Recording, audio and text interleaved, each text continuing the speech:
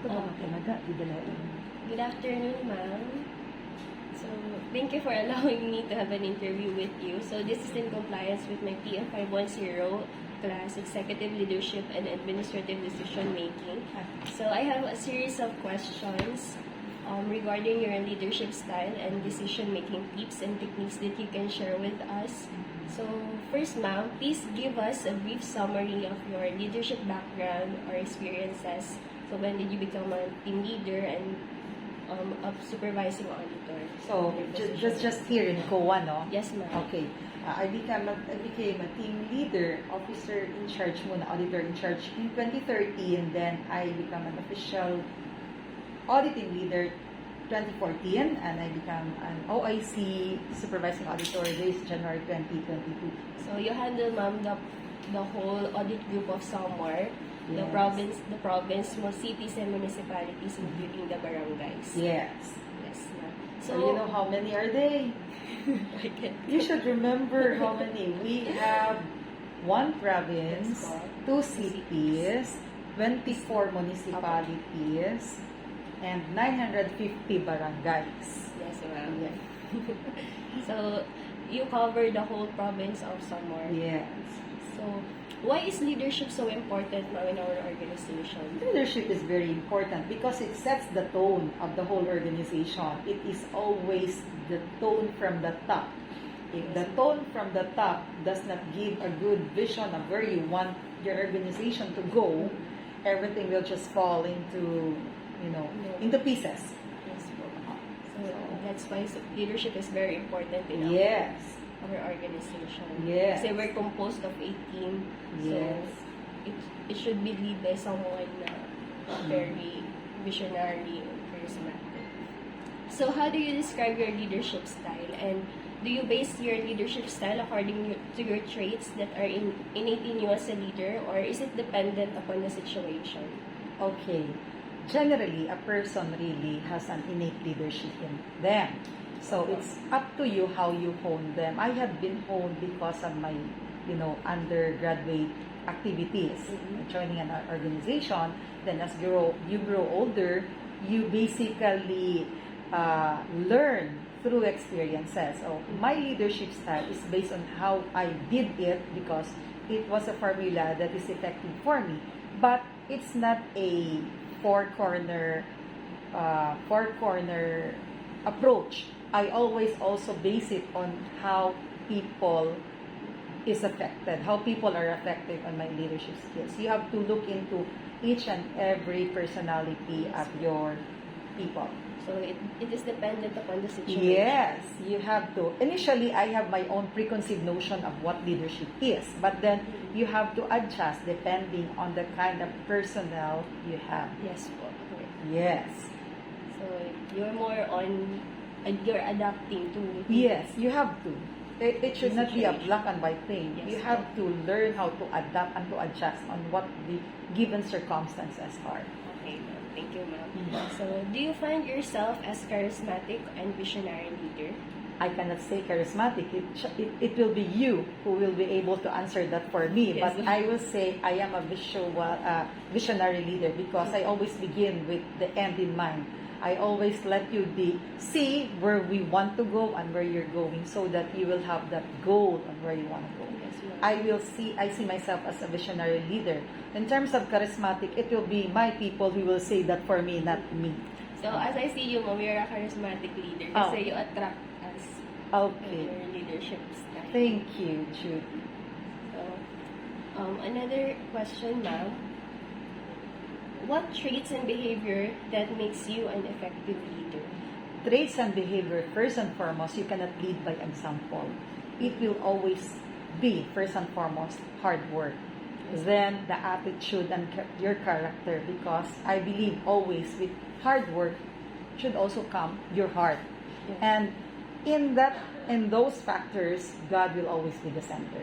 Because if you are God-centered, you will always be mindful. Even if you are a hard worker, if you are not God-centered, you will not be empathic to your people. So those are really the basic. There's no secret formula. Those are the formula ever since the time began. It's up to us how you will it's up to you how you will conduct yourselves, but that is really the key Mm-mm. to your success as a leader, because you will be one, Judy, in the future. Sige mo. So, what are the influence tactics that you apply in order to improve your leadership effectiveness? Oh, I always look at you as individuals. Then I apply it based on your strength and weaknesses, because at the end of the day, I don't rely on your strength. I rely on your weaknesses, and from there, I work it around to turn it into your strength. Yes po. So, Yes, you, that's you, right. you let everyone know, you identify the weaknesses to help everyone improve. Yes, to hone your skills, because again, my motto is our group is only as strong as our weakest link. If you will not let that weakest strength grow, your weakest ano yun? The weakest team member grow, then your group will not be strong. Yes, ma'am. Because that will be your weakest link. Dapat walang weakest link. Yes, Oo. So, how do you make sure that the tasks or goals of our teams or all of the teams that you handle will be met on time? And what are your mechanism to ensure that the teams are on track with what we are doing? Communication. You always have to communicate with them. Though we know that you all have set of responsibilities and you are all responsible, it should always be coupled with monitoring. You have to monitor all of your people for you to know who is lagging behind, and for me to know what are the solutions that needs to be done so that we can deal with it immediately before it's too late. Yes, ma'am. Mm. So, what do you do in order to strengthen or empower the abilities and motivation of a member you identify to be weak and non-performing? We give them tasks. We give them set of tasks, and from there we see what their weaknesses are. Then we coach them.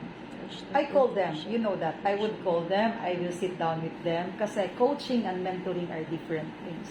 When you mentor, you are teaching them the proper way of working things.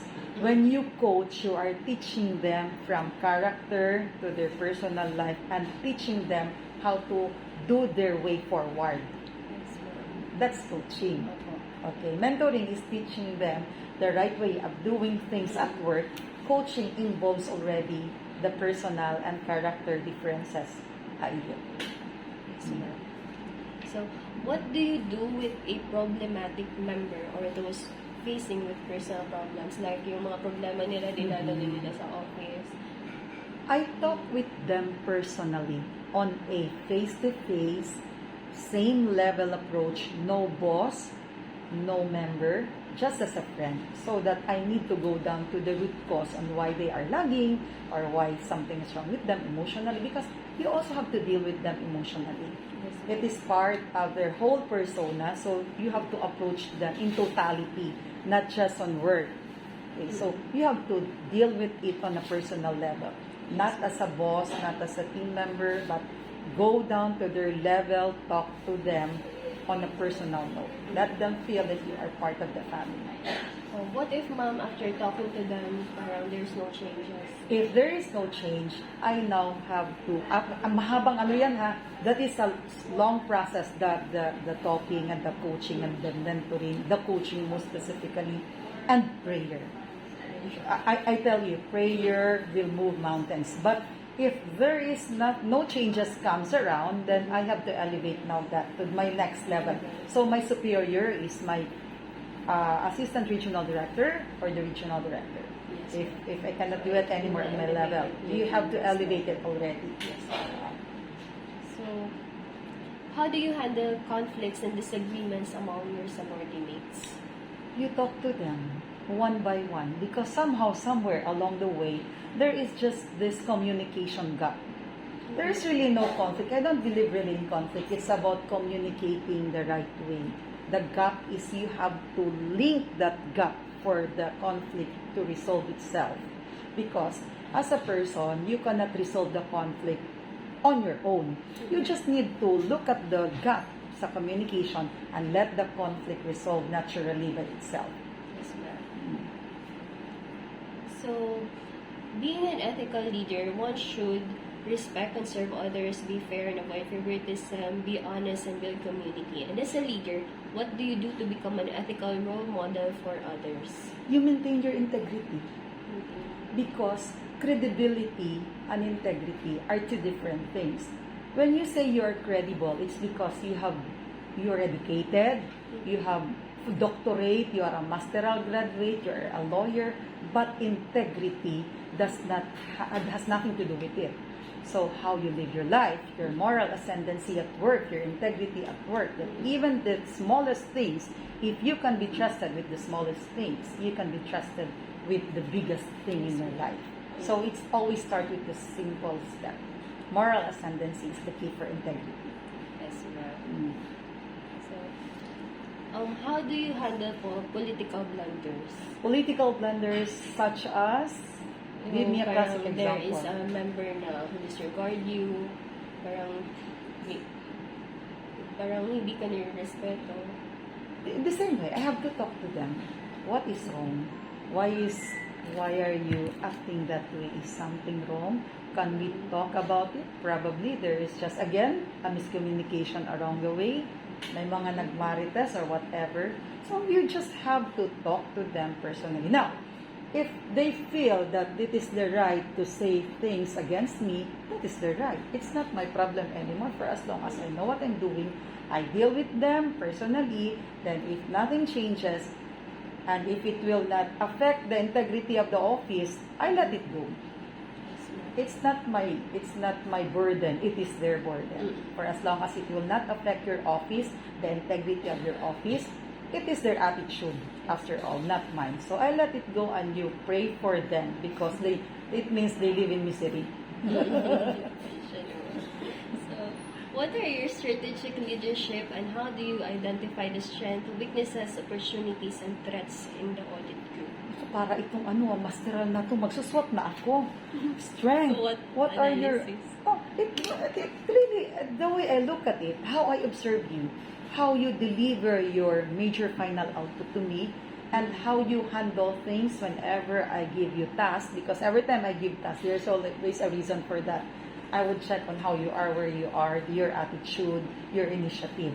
So that is my way of seeing your SWOT, your strength, your weaknesses, your opportunities, and threats. That is why every now and then, every time I see opportunities in COVA, I will send it to you. It's up to you to grab the opportunity, but these are all freely given to you. Nandyan na sa inyo yan, how you will accept it given the work, the burden that we have at this moment. But I am trying to give as much as possible all the privileges that COA can give. What are your leadership actions that foster teamwork in all of the teams that you handle? You let them feel that you are part of the family. Do not even think that you are a boss. Do not put your weight around, because respect is earned. It is not given on a silver platter, meaning you can only lead if you lead by example. So you have to let them feel that everyone is part of the team. You have to earn your respect before you tell them that you respect them, because respect is not given, it is earned. Yes, ma'am. What are your advice to the future leaders? Advice to the future leaders, you have to keep your heart in the middle of it all. Put your heart in the center and God above, for in everything that you do, you need God's wisdom. With God's wisdom, empathy and being mindful will follow. And that is what we all need, kasi all the professional skills that you have can be trained, maybe honed, maybe learned, maybe studied, but the character of the person is number one for me. That's mine. That has been my rule in life ever since. Character, yeah, very important yan sa akin. No matter how brilliant you are, if your character, your heart is not in the right place, I will have to sit down with you and deal with you until you realize that no one is above everyone. Pare-pareho tayo. Yes. So that's it, ma'am. Tapos na. Thank you. Thank you for your time. Okay. Welcome, and Judy. for sharing your